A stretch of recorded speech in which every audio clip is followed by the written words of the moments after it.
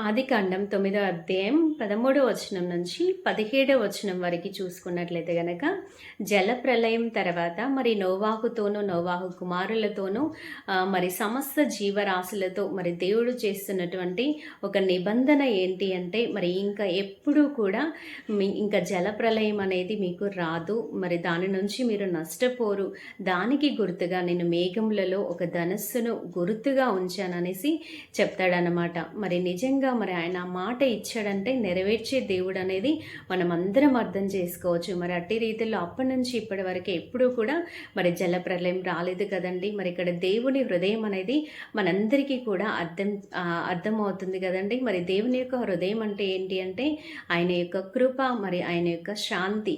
మరి ఎప్పుడూ కూడా ఆయన మనల్ని అంటే పనిష్మెంట్ ఇచ్చే దేవుడు కాదు, మన పైన ఉగ్రత చూపించే దేవుడు కాదు, కానీ ఆయన ఎప్పుడూ కూడా మన నుంచి ఆయన మన యొక్క మంచిని కోరుకునేటటువంటి దేవుడు, మన పట్ల కృప చూపించే దేవుడు. ఇంకా ఆయన నిబంధన చేసి ఉన్నాడంటే, ఒక మాట ఇచ్చి ఉన్నాడంటే ఆయన నెరవేర్చే దేవుడు అనేసి మనం అర్థం చేసుకోవాలి.